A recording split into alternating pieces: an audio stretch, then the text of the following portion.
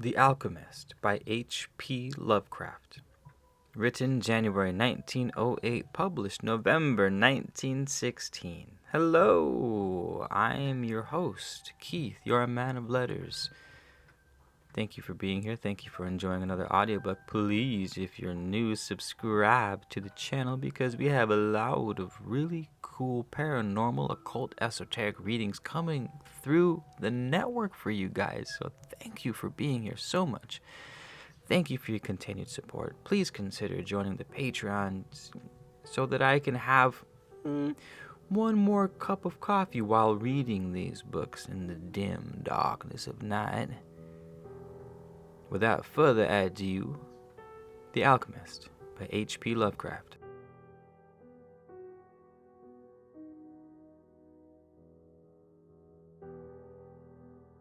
High up, crowning the grassy summit of a swelling mount whose sides are wooded near the base with the gnarled trees of the primeval forest, stands the old chateau of my ancestors.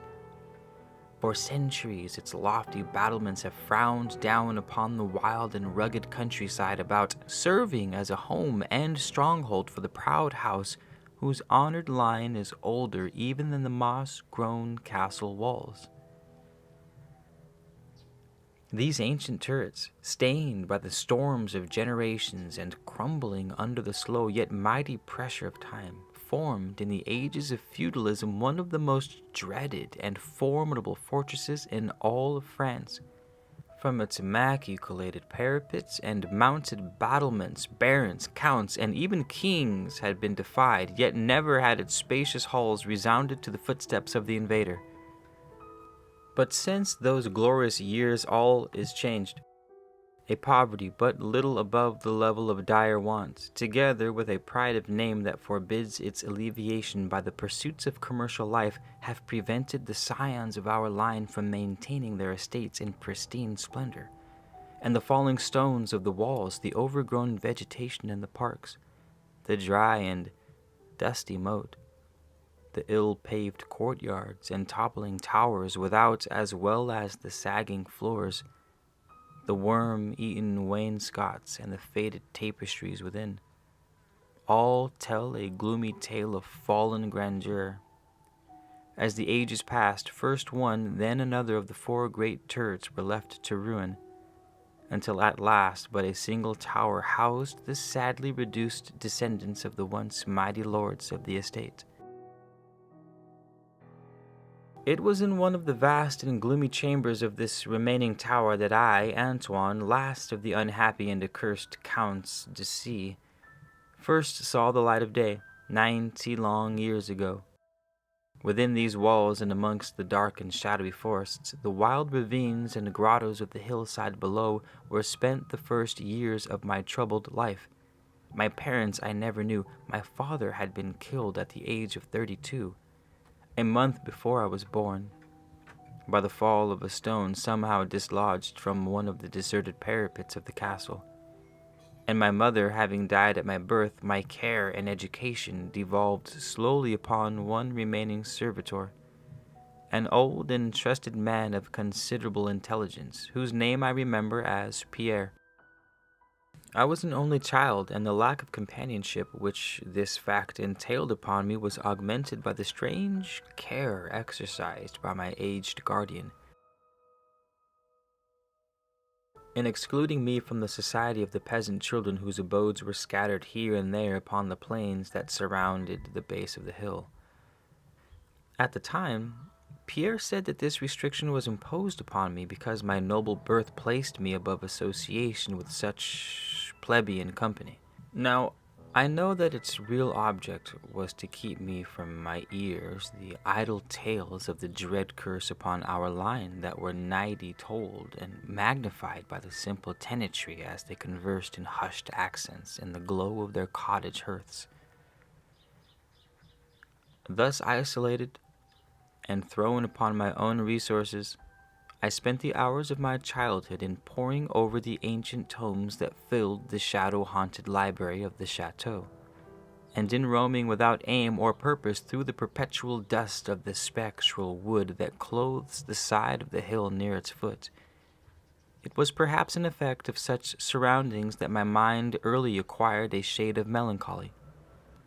It was perhaps an effect of such surroundings that my mind early acquired a shade of melancholy. Those studies and pursuits which partake of the dark and occult in nature most strongly claimed my attention. Of my own race I was permitted to learn singularly little, yet what small knowledge of it I was able to gain seemed to depress me much. Perhaps it was at first only the manifest reluctance of my old preceptor to discuss with me my paternal ancestry that gave rise to the terror which I ever felt at the mention of my great house. Yet, as I grew out of childhood, I was able to piece together disconnected fragments of discourse, let slip from the unwilling tongue which had begun to falter in approaching senility, that had a sort of relation to a certain circumstance which I had always deemed strange, but which now became dimly terrible. The circumstance to which I allude is the early age at which all the counts of my line had met their end, whilst I had hitherto considered this but a natural attribute of a family of short-lived men. I afterward pondered long upon these premature deaths, and began to connect them with the wanderings of the old man, who often spoke of a curse which for centuries had prevented the lives of the holders of my title from much exceeding the span of 32 years. Upon my 21st birthday, the aged Pierre gave to me a family document which said had for many generations been handed down from father to son and continued by each possessor. Its contents were of the most startling nature, and its perusal confirmed the gravest of my apprehensions. At this time, my belief in the supernatural was firm and deep-seated, else I should have dismissed with scorn the incredible narrative unfolded before my eyes. The paper carried me back to the days of the 13th century, when the old castle in which I sat had been a feared and impregnable fortress.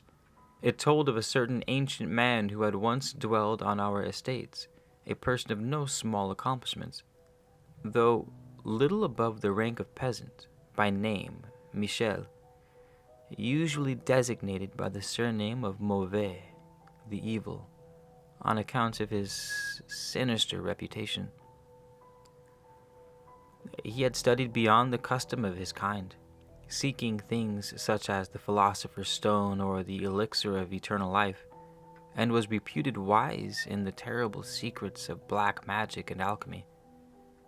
Michel Mauvais had one son named Charles, a youth as proficient as himself in the hidden arts, who had therefore been called le sorcier, or the wizard. This pair, shunned by all honest folk, were suspected of the most hideous practices.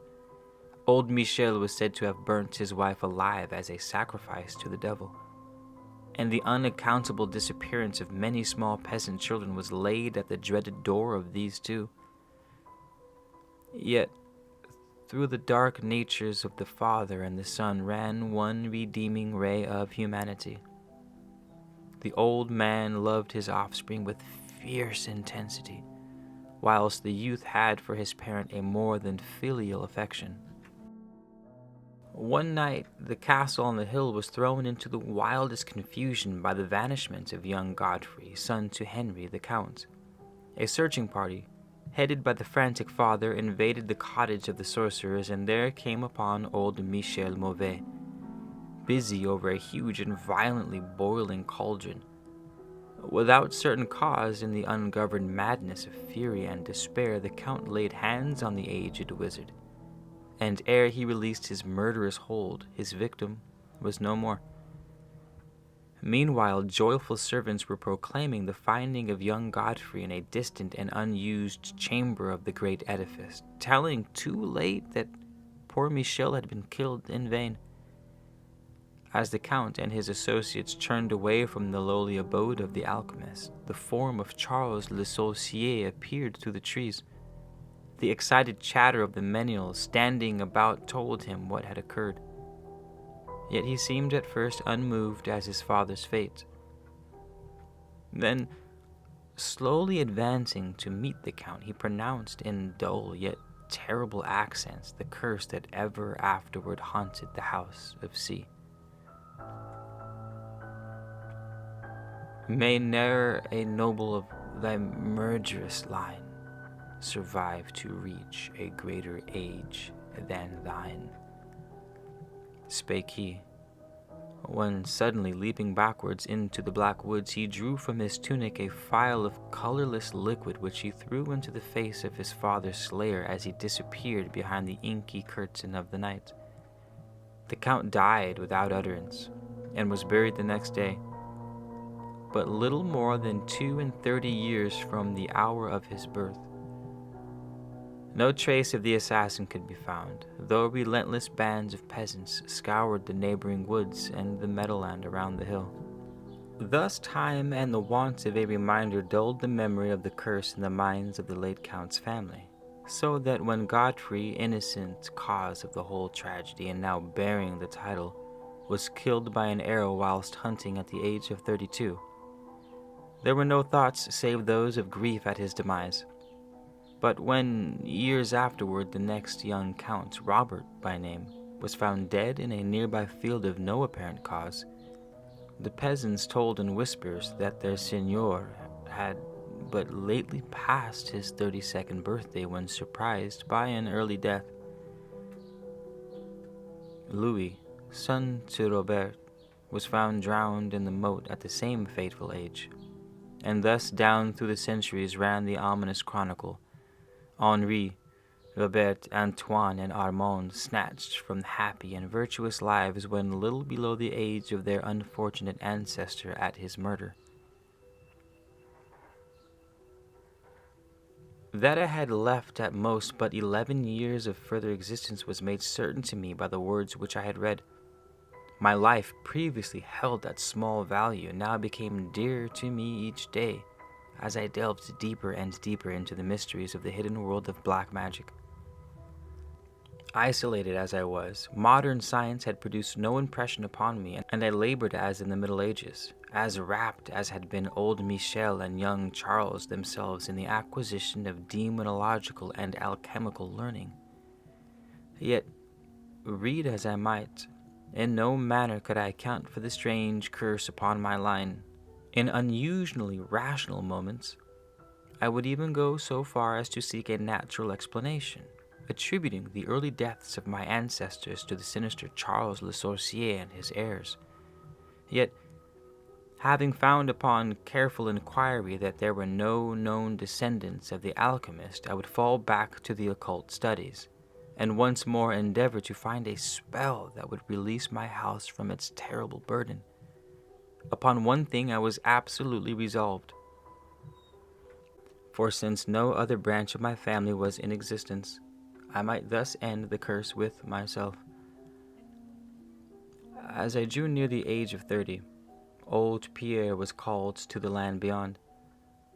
Alone I buried him beneath the stones of the courtyard about which he had loved to wander in life. Thus was I left to ponder on myself as the only human creature within the great fortress, and in utter solitude my mind began to cease its vain protest against the impending doom, to become almost reconciled to the fate which so many of my ancestors had met. Much of my time was now occupied in the exploration of the ruined and abandoned halls and towers of the old chateau, which in youth fear had caused me to shun, and some of which old Pierre had once told me had not been trodden by human foot for over 4 centuries. Strange and awesome were many of the objects I encountered. Furniture covered by the dust of ages and crumbling with the rot of long dampness met my eyes. Cobwebs, in a profusion never before seen by me, were spun everywhere, and huge bats flapped their bony and uncanny wings on all sides of the otherwise untenanted gloom.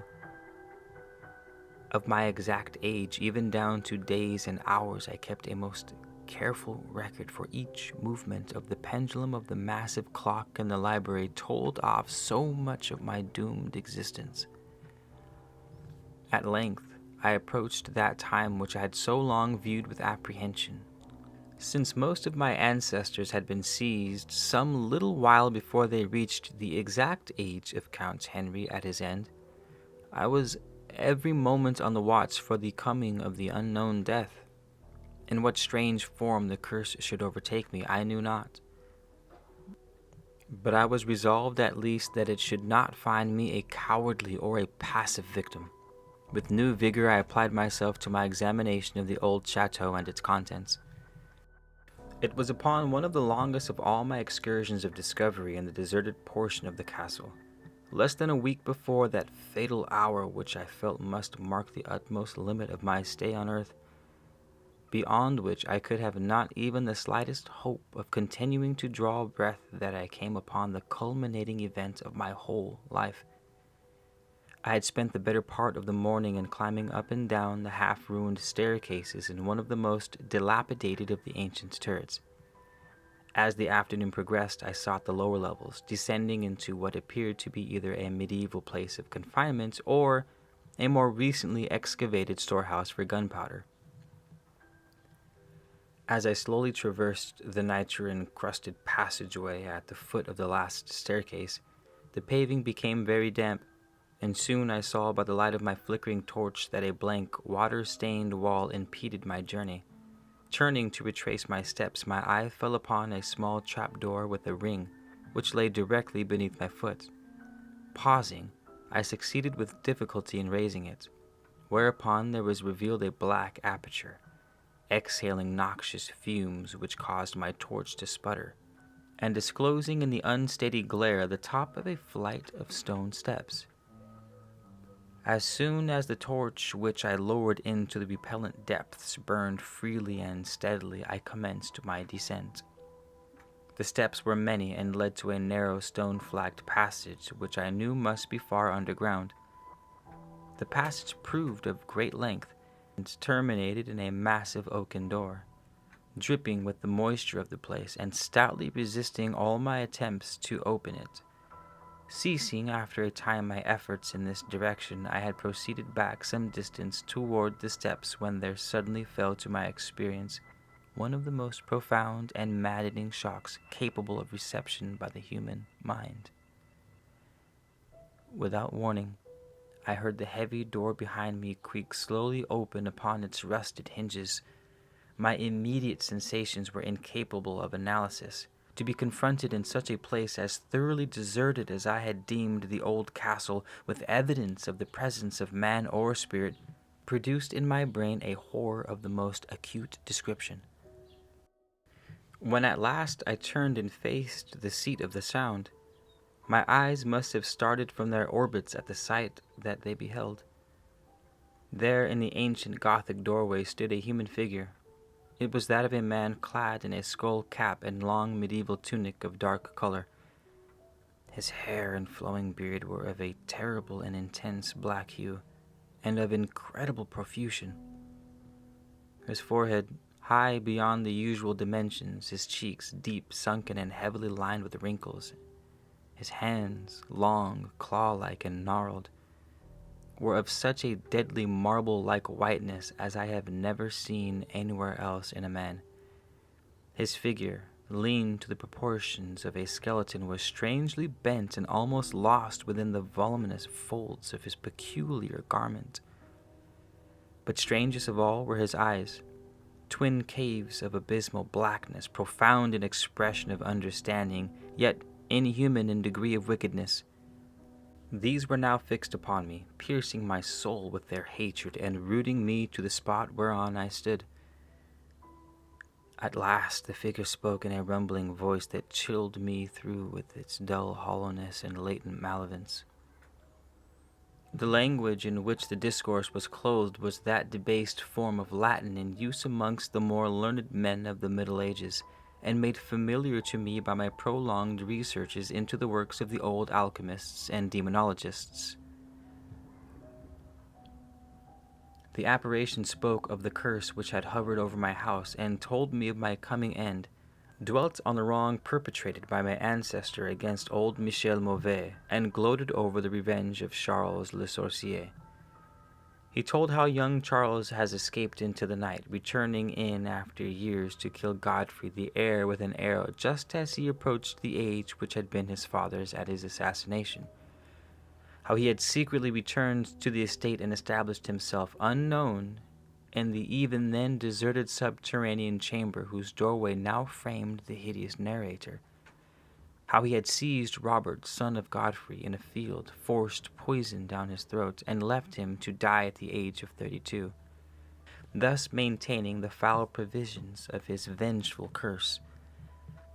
At this point, I was left to imagine the solution of the greatest mystery of all, how the curse had been fulfilled since that time when Charles Le Sorcier must in the course of nature have died, for the man digressed into an account of the deep alchemical studies of the two wizards, father and son, speaking most particularly of the researches of Charles Le Sorcier concerning the elixir which should grant to him who partook of it eternal life and youth.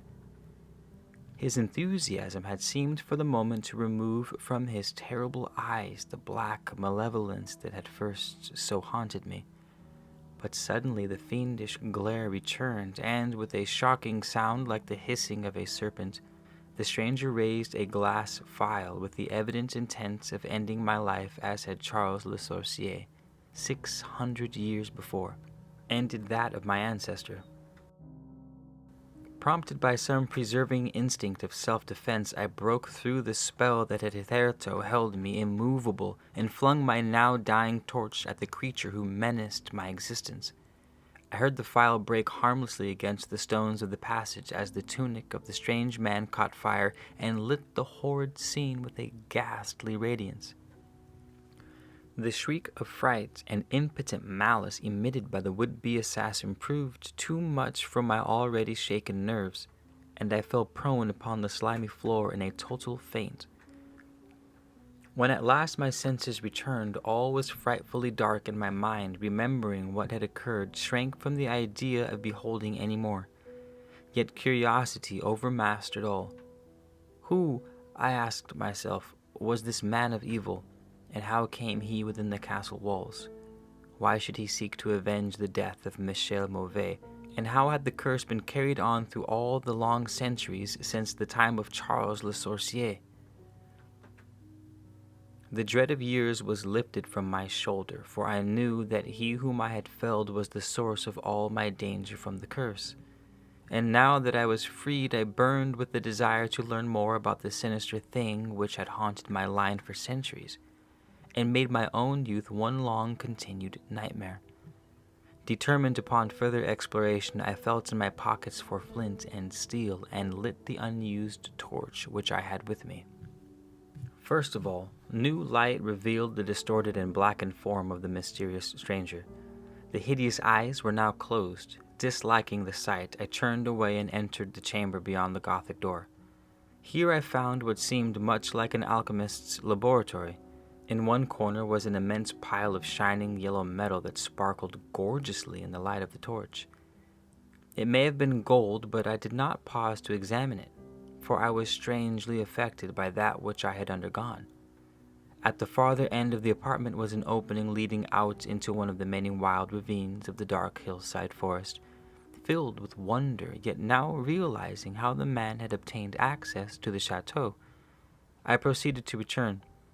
I had intended to pass by the remains of the stranger with averted face, but as I approached the body, I seemed to hear emanating from it a faint sound, as though life were not yet wholly extinct. Aghast, I turned to examine the charred and shriveled figure on the floor. Then all at once the horrible eyes, blacker even than the seared face in which they were set, opened wide with an expression which I was unable to interpret. The cracked lips tried to frame words which I could not well understand. Once I caught the names of Charles Le Sorcier, and again I fancied that the words years and curse issued from the twisted mouth. Still I was at a loss to gather the purport of his disconnected speech. At my evident ignorance of his meaning, the pitchy eyes once more flashed and malevolently at me, until, helpless as I saw my opponent to be, I trembled as I watched him. Suddenly I retched, animated with his last burst of strength, raised his piteous head from the damp and sunken pavement. Then, as I remained paralyzed with fear, he found his voice, and in his dying breath screamed forth those words which have ever afterward haunted my days and nights. "Fool," he shrieked, "can you not guess my secret? Have you no brain whereby you may recognize the will which has through 6 long centuries fulfilled the dreadful curse upon the house? Have I not told you of the great elixir of eternal life?